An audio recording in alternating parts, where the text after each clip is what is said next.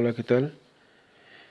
Esta vez hablaremos de las características del sistema político mexicano en los sexenios de José López Portillo, Miguel de la Madrid y Carlos Salinas de Gortari. Comenzaremos con José López Portillo, que fue presidente en el sexenio de 1976 y 1982. Fue el primer secretario de Hacienda en ser presidente de México. Con su lema, "La solución somos todos", fue candidato único, así que si hubiera obtenido un solo voto, con ese hubiese ganado. Comienza su sexenio con una crisis en el país en donde existe el desempleo, la inflación y con una gran deuda externa. En su primer discurso de toma de posesión, propuso un desarrollo económico en 3 etapas: 2 años de recuperación, 2 años de consolidación y 2 años de crecimiento acelerado, con lo que se ganaría la simpatía de muchos mexicanos, al ser muy sincero al hablar de la crisis que se sufría y no del milagro mexicano que había pasado. López Portillo compartió con Jesús Reyes Heroles los asuntos del gobierno, y en abril de 1977 Reyes Heroles emprende la reforma política más importante, y en diciembre de ese mismo año el Congreso de la Unión aprueba la Ley de Organizaciones Políticas y Procesos Electorales, la LOPE. Ya en México, en ese sexenio se encuentran grandes reservas de petróleo. Esto trajo más deuda en los bancos internacionales. Esos empréstitos se ocupaban en su mayoría en el petróleo. Con esto, el desarrollo económico en 3 etapas que prometía al principio de su sexenio fue desechado. Pero en 1981 en el mercado petrolero mundial baja la demanda de petróleo al haber una sobreoferta, y en junio de ese mismo año empieza a bajar el precio del petróleo, comenzando así la pesadilla para México. Ya a finales de su sexenio, en su último informe de gobierno, culpa a todos menos a él, diciendo: "Soy el responsable del timón, pero no de la tormenta". Culpa de la crisis a los sacadores de dólares, a los banqueros y a la caída de los precios del petróleo.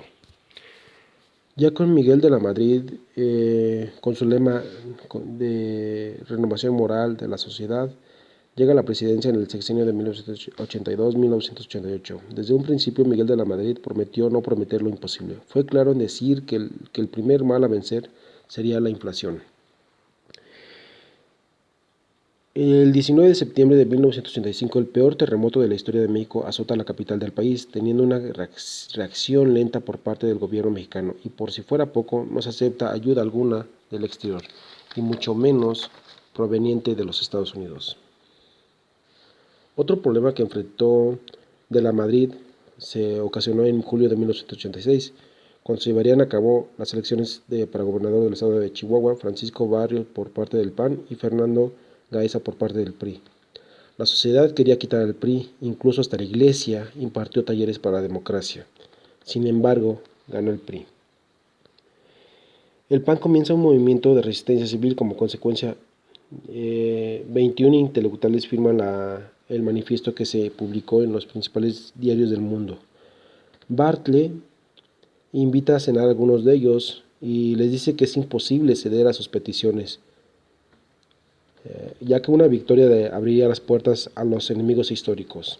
Además de la Madrid, manifestó que era obligado el fraude patriótico para impedir que fuerzas retardatarias como las del PAN llegaran al poder. Así, el gobierno de la renovación moral pierde la oportunidad de encabezar el cambio democrático en México. En el periodo de la Madrid, más de 1000 empresas públicas que fueron creadas entre 1970 y 1982 se encontraban ya en bancarrota. El gobierno se proponía privatizarlas.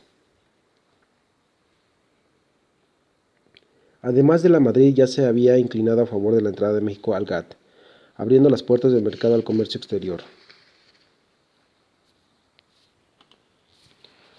Ya uno de los mayores fraudes electorales se da con Carlos Salinas de Gortari, en donde le roban la presidencia a Cuauhtémoc Cárdenas, tras la famosa caída del sistema. Al no existir mayor oposición por parte de Cuauhtémoc Cárdenas, se da como oficial la presidencia de Carlos Salinas de Gortari. Salinas decía que México podía ingresar en el primer mundo, haciendo de esta forma su política económica, al igual que sus relaciones exteriores. Por tal motivo, lleva a cabo el Tratado de Libre Comercio con Estados Unidos y Canadá. Salinas decía que México quería ayuda, no quería ayuda, sino un comercio libre. Con Salinas empieza también una nueva privatización, los bancos, la compañía telefónica, la siderurgia, las líneas aéreas y las minas. Su privatización fue a través de una subasta pública. Además, un programa muy importante con Salinas fue el programa de solidaridad, combatiendo las necesidades más apremiantes en alimentación, vivienda, educación y salud de la población que más lo necesitaba. El principal objetivo de este programa fue apoyar a quienes más lo necesitaban, realizando proyectos a los cuales participaría el gobierno, pero también los beneficiarios. Cuando entra en vigor el Tratado de Libre Comercio de América del Norte, se da una rebelión en Chiapas, en donde exigen que se revise el Tratado de Libre Comercio. Algunos exigen que se aplique mano dura contra esta rebelión, pero para sorpresa de todos, Salinas suspende toda iniciativa de fuego en Chiapas. En 1844 Colosio era el candidato del PRI a la presidencia y uno de sus discursos rompe relaciones con Salinas. Colosio sí podría llevar a cabo la reforma política, separando al PRI del gobierno. Para finales de su sexenio, el error de diciembre, ya estando como presidente Ernesto Zedillo, ocurre una gran crisis económica en donde se devalúa el peso y muchas familias pierden sus casas y autos. Aunque la crisis ocurre con Zedillo como presidente, fue en gran parte la culpa del expresidente Carlos Salinas de Gortari.